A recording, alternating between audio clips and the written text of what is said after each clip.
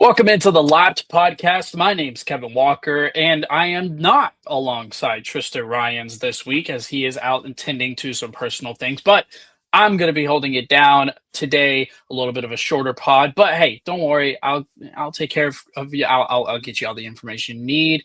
I'll tell you what you don't really need to know. We'll go over what's been going on. We know it's been what felt like a long time since the last time that we raced. But if this is your first time tuning in, again, my name is Kevin Walker. They call me Khaki Kev out in the media business. This is the Labs Podcast. You can find us on TikTok, YouTube, Instagram. You can find us on your YouTube if you're not already watching there. And we love it if you share it with your friends. We're about the 70 subscriber mark, building and building and building every single day. So if you want to be part of this team, we definitely would appreciate you. In today's episode, we're going to be talking about the Lando and Oscar 101, really. I mean, that's really what it is. It's more of how is McLaren going to duke it out this year more than anything else. We know that Mercedes is far behind, Ferrari is far behind, but it really is. It's just between those two drivers and the McLaren. So we're going to talk about that. We're obviously going to talk about the saga that is the Max and Toto dilemma. Does Toto Wolff of Mercedes go with Max Verstappen and replace who's been a very solid number one driver in George Russell for the foreseeable future? More news on that, so we'll touch on that for sure. It's been a little bit, so we'll go through a quick Drivers' Championship update, a little bit of a Constructors update, even though you already know who's leading. Obviously, we'll talk track. We are in Spa this weekend in the Belgian Grand Prix. We'll talk Spa, the historic track that is. We'll talk about our P10 predictions. Tristan sent me his. I wrote mine down before, so we're keeping it fair, and then we'll get you out of here. So quick pod, and we again appreciate you for tuning in. If you ever want to find any of our content, it's always scrolling right here below. But without any further ado, let's go ahead and get into it. Well, if you've been sleeping under a rock for the past few weeks, welcome in. And Lando has really been taking charge at McLaren. Like it really he really has. Oscar did not have the best of weeks leading into this break that we just got out of, and I think that's all testament to. I don't want to say it's all testament to Lando, because a lot of things did go wrong for Oscar. Obviously, the incident that he had and how Lando had to respond to that, and how Oscar responded to it, and the clashing that they did. Obviously, things had to go Lando's way to win his home Grand Prix, but nevertheless, a win's a win. And if you're Lando Norris, those wins are at an absolute premium. 8 points to 8 points is all that separates Lando and Oscar in the Drivers' Championship, and there for a while, it really did look like Oscar was just going to run away with this. And despite what your opinions may be, Lando being a better driver, Oscar being a better driver, whatever you feel, this is a battle for the ages and something we haven't seen in a long, long time. And it's exciting that it's in a McLaren. It's exciting that it's in a time before we get into these new regulations. You got two number one drivers battling in what is the best car on track week in and week out. But Lando's been taking advantage of everything that he can. Now, Oscar is probably going to be a little pissed off. He's going to be a little pissed off. He felt like he's been wronged. He felt like he's been punished too harshly. And the reality of it is Oscar's going to come out swinging, man. Spa and everyone going forward. We're about halfway through the season. And Oscar's going to come out swinging, dude. He's going to come for what he believes, and a lot of people believe is rightfully his, that being the Drivers' Championship. So it's going to be very, very exciting to watch, even me as a McLaren fan, but even furthermore as a Lando fan. For those who are just now tuning in, I'll just go ahead and let that be known. But I think it's going to be interesting to keep up with. I think it's going to be a lot of fun to keep up with as well, because you don't really know. I mean, like I said, there for a while, we thought Oscar was going to run away with it far and beyond, but Lando's kept this thing competitive, and he's doing his best job week in, week out to keep fighting and crawling and trying to do everything that he can to lessen that championship lead. And now it's at 8 points. So another exciting weekend in Spa. I think either of these drivers could be up for the win. I do think the Oscar is going to be coming with vengeance, though. I think that much is for sure. Now let's get to the big news, okay? Max and Toto were reportedly spotted in Sardinia. I say reportedly because we got AI out here now. We got, fake rumors. We've got people posting pictures from way back when, which I think that is exactly what happened here, but not entirely positive. The Formula One world goes crazy with their reports. So it's something that we're still trying to navigate and learn. But that being said, it does look like it is going to be Max staying in Red Bull at least, and George and Kimi for foreseeable future, at least for Mercedes. Now, what's going to happen for a while from now, who knows? But, and I said this, and I think even me and Tristan agree on this, that George has done every single thing that Toto Wolff has asked him to do as a number one driver. This year's his first year being the true number one now that Lewis has gone to Ferrari. And, George has done everything that he can. He's doing everything that he can to lead Kimi, to lead that team, to lead that car, and they're doing an incredible job. They're second in the constructors right now. They're battling week in, week out. George, he's one of the better drivers on the grid for sure. Now, where he ranks, we're not going to do that in this episode. Future episode for sure. That's something in the summer we'll discuss. But George has been one of the better drivers this year, car aside. He's gone through all of the, what has been expected of him. He's done an incredible job. So I never felt like it was right for Max to just waltz in, even though he is Max and arguably on the Mount Rushmore of Formula One drivers. I never felt like it was I would say, loyal from Toto to George to say, hey, you've done everything that I've asked you to do, but even though you have, I'm still going to give this to Max just simply because that's Max Verstappen and he's a better driver. What it looks like it does look like Mercedes is going to stick with the tandem that they have at the moment for the foreseeable future. Now, to say that Max and Toto didn't engage in conversation might be a little naive.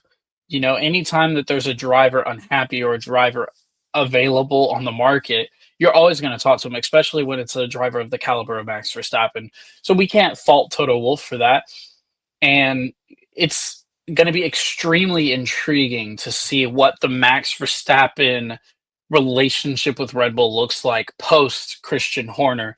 Laurent McKee's already, coming in here, taking over, doing what he's going to be able to do. We'll see for that first time in Spa, getting promoted from the V car position. But I think this final part of the year is really going to tell the future of Red Bull. Yuki, you never know. You don't really know what that second driver position could look like. It could be Isaac Hadjar in the future. It could be whoever else you want it to be. It could be a better veteran driver. It could be someone younger. I don't entirely know. I don't think that's entirely what this discussion is even about.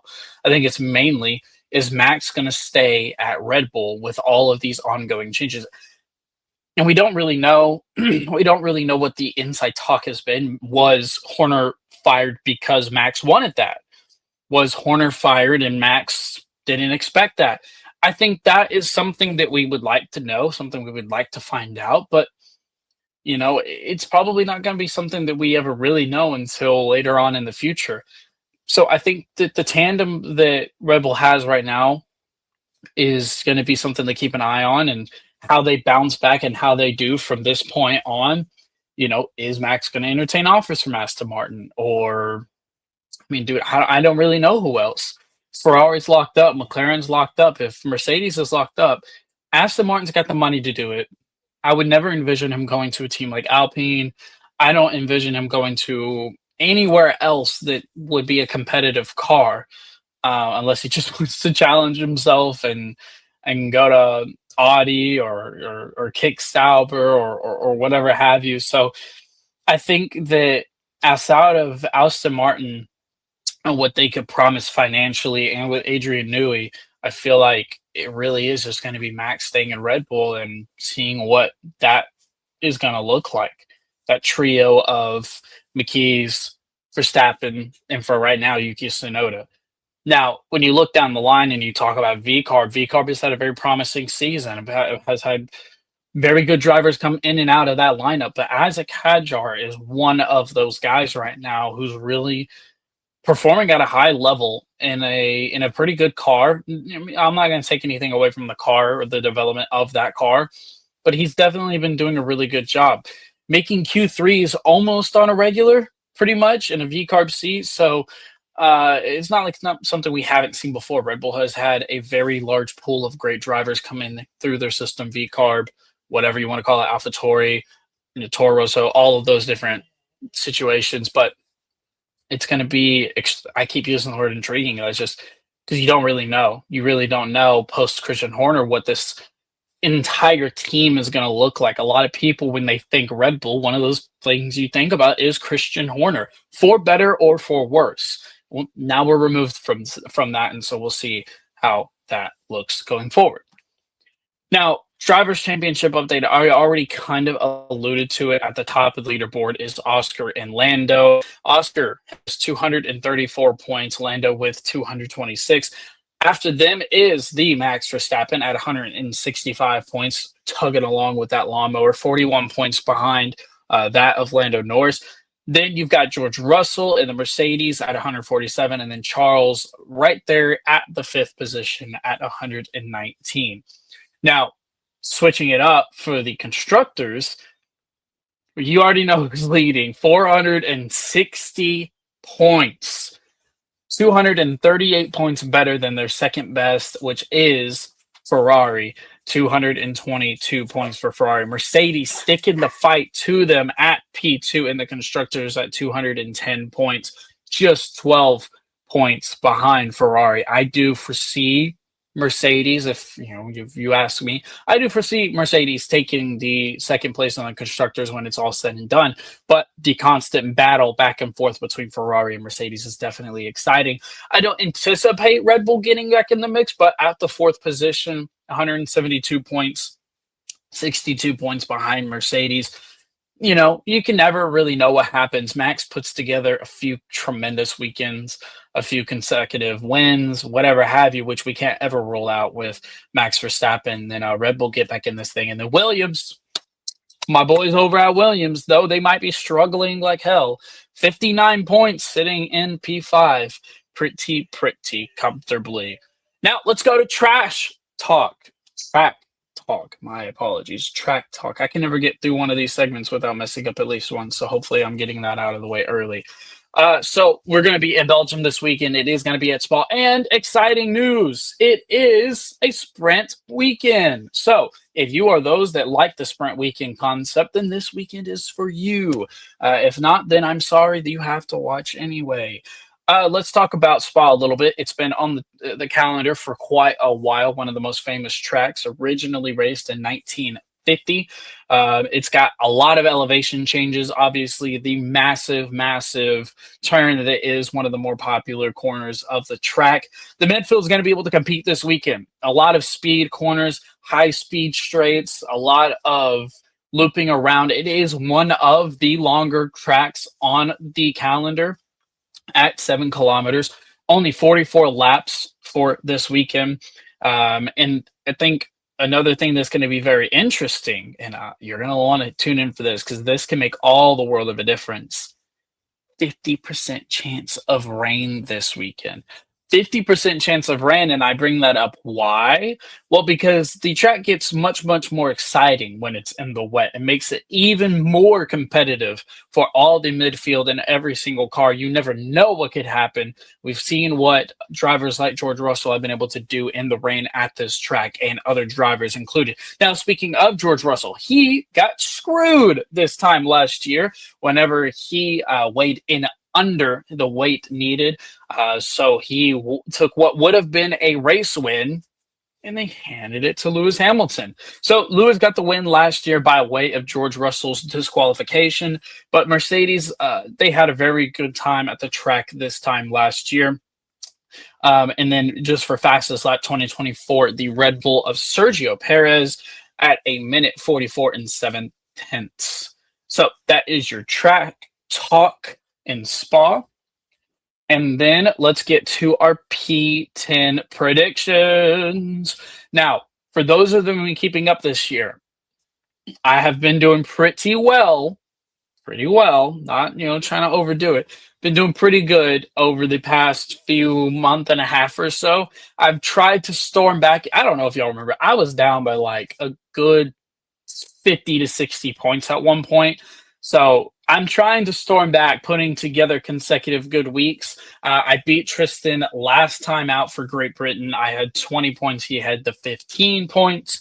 So we're going to try to keep stacking it better and better and better as we go. So for this week's prediction, let's start with Tristan's. Tristan has a DNF of the V-carb of Liam Lawson. So he's got Lawson in the DNF. I am going to take the Alpine of Franco Colapinto.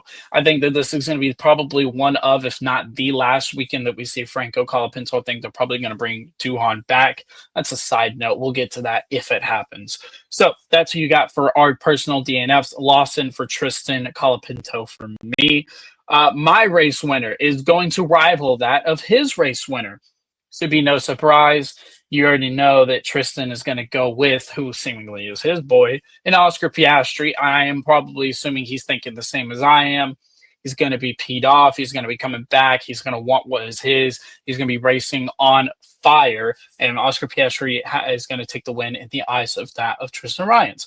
I am going with my boy Lando, mainly to rival Tristan so that way I can compete for the points. But I do think that this is going to be a McLaren weekend where, though other teams may be able to compete, and I do want to say, if we had a chance for honorable mentions, I really did consider George Russell this weekend, simply because of his familiarity with the track and what he's been able to do in tough conditions. If we experience tough conditions again this year, I think that George might be in the running again.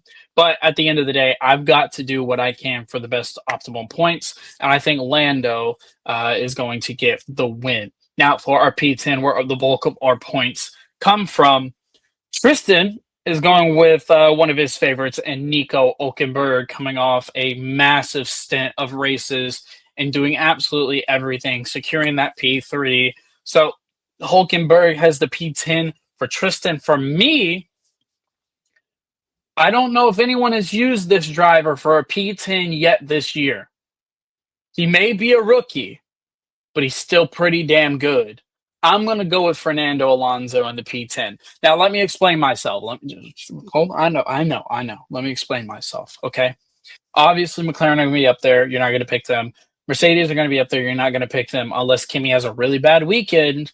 Otherwise, Mercedes should be up there. Ferrari should be up there. Even though if Lewis doesn't have a fantastic weekend, he has a lot of experience at this track. So he could still be fighting in anywhere between the P8s to P6s, somewhere in that range. I envision Williams having a better weekend here. And even if they don't, they just seemingly never find themselves in P10. So they're either under or over. So I don't feel safe picking Williams anymore. I think Fernando Alonso has had one of the better. He didn't have a good first quarter of the year. He really had a better second half of the first half. A little bit of math there. So I think Fernando Alonso has kind of found a little bit of rhythm in that Aston Martin, and they've been able to kind of put it together, and he's been able to do better. So I'm going to pick Fernando Alonso in the P10 position. So that's going to be that for me. Thank you for tuning in to TLPs. I hope you enjoyed. It might have been a little rocky without Tristan, and I'll get better at this thing. Normally he's the one doing all the intros and stuff, but your boy can hold it down sometimes. As always, leave a comment, subscribe. Let me know if you like my P10 predictions. If you hate my P10 predictions, keep it calm, keep it PG.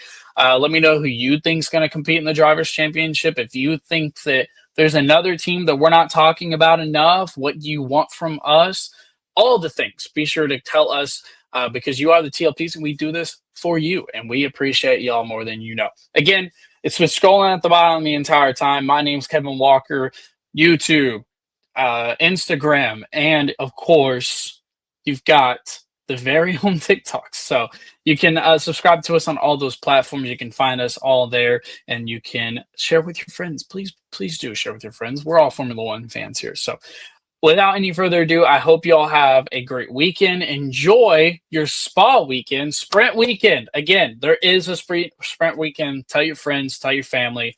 See you next time. For now, let's go racing.